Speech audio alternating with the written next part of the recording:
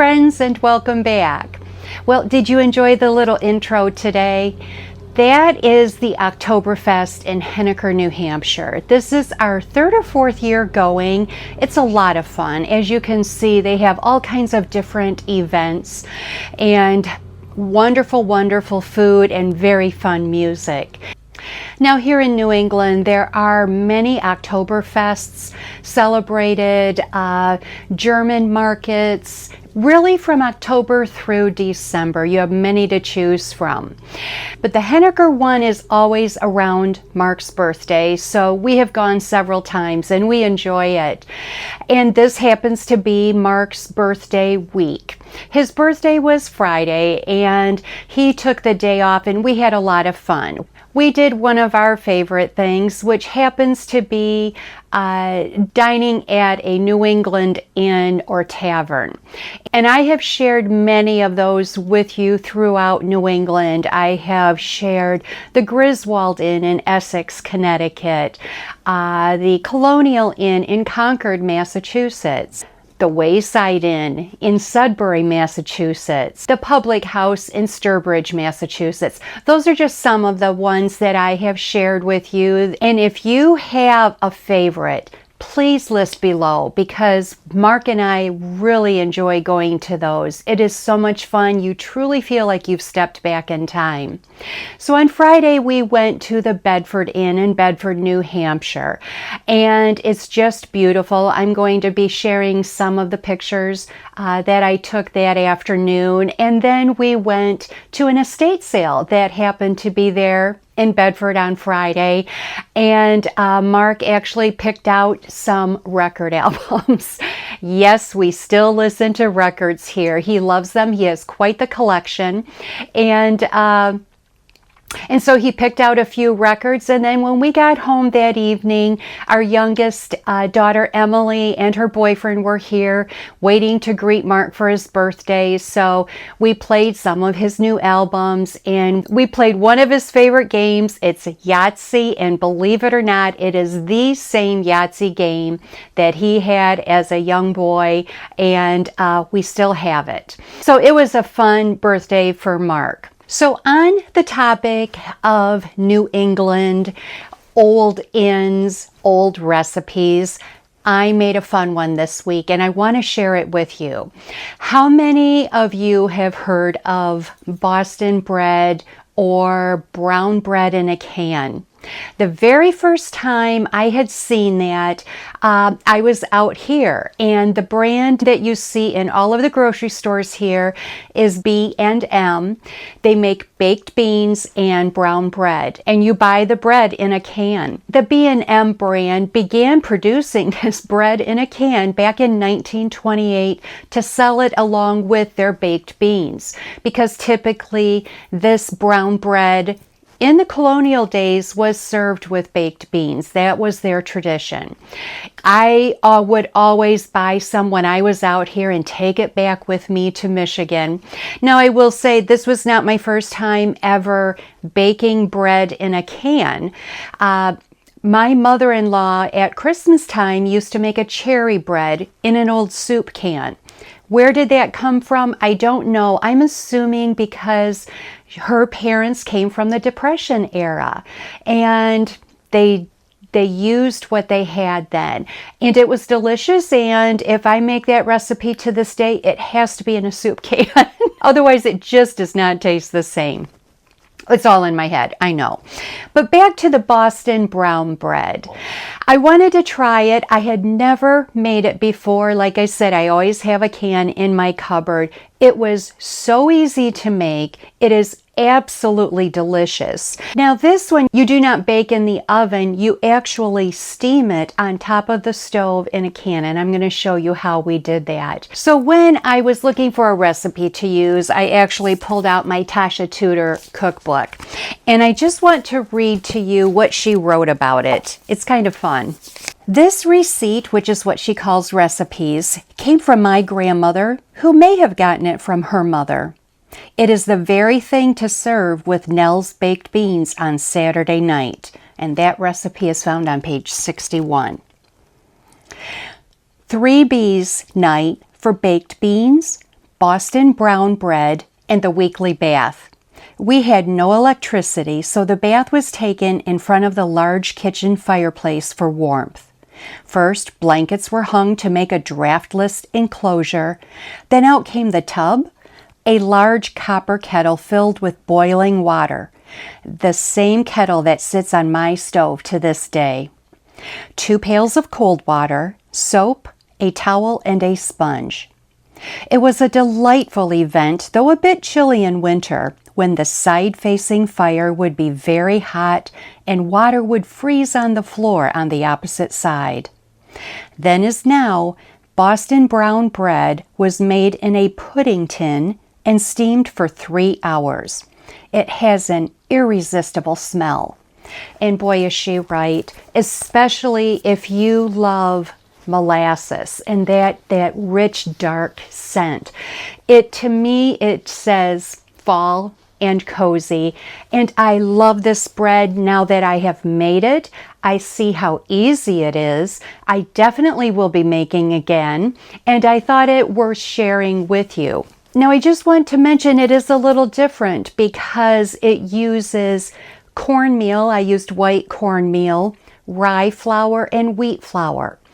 And of course, the sweetener is molasses. And you put it in a can, you steam it on the stove an hour or two, depending on the size of the can that you use, and that's it. It's really easy. And I would like to mention too, for me personally, I made sure that the cans that I used were BPA free, just for safety reasons of reusing an aluminum can. So I'm going to share that recipe with you today. I will list it below the video, the one that I used. I did not use Tasha Tudor's.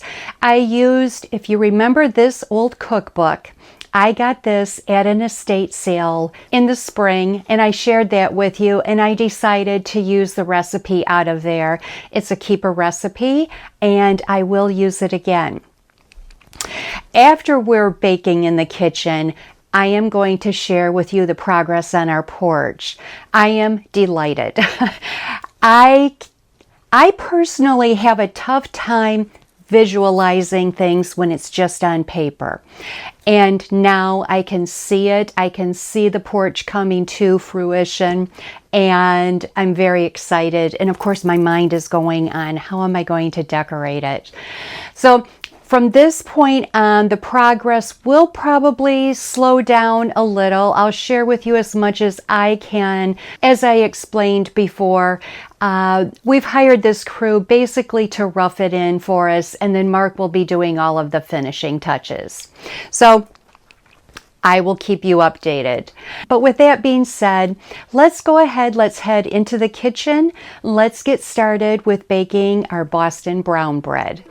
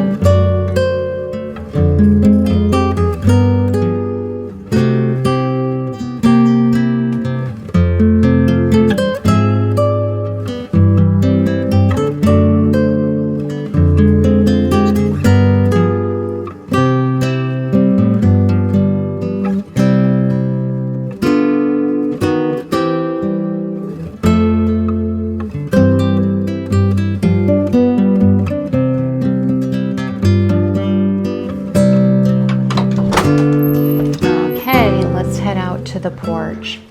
So this obviously is coming out from the house. All of their equipment, of course, is still here. Most of the windows, let me pull back a little. So these will all be windows. Right now, of course, they're boarded up, trying to keep some warmth in, and you never know, we may get snow. So all of this will be window, and this is the original house siding. And then over here, again, more windows. I'm thinking of putting a little bench here where you can sit down, maybe with some cubbies or baskets underneath to put your shoes, because this will be at least a 3-season porch. So it will be warm enough to keep shoes out here. So let's step outside so you can see what it looks like when we enter in. Okay, again, keeping in mind, these are not the windows. Actually, from here it looks like a garage. It will be all windows, so windows here. They did not get our door put in yet. I did share the antique door with you a couple of videos back. They just didn't get a chance to put that in yet. So we are going to have them probably install that on Monday. Mark is going to do a pillar here. We would like to find an antique post to put here, and then Mark is going to, I believe, finish it off with like a stone base. We're not exactly sure yet, but I will be sharing that once we get that done. So for now, this is it. Like I said, it looks like a garage from here. But we're getting excited because, like I said, I can finally envision what it's going to look like.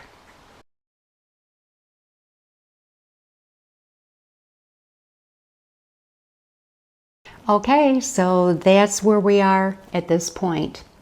And I will keep you up to date if there are any other major changes. I know many of you are going along with me on this little venture. You enjoy watching renovations as much as I do. Well, friends, thank you so much for joining me today. Let me know if you try the Boston brown bread. It is delicious. Not only does it taste good, but it is going to fill your kitchen with the most beautiful, rich aroma, I promise. Have a wonderful week, friends, and we will see you next time. Bye-bye.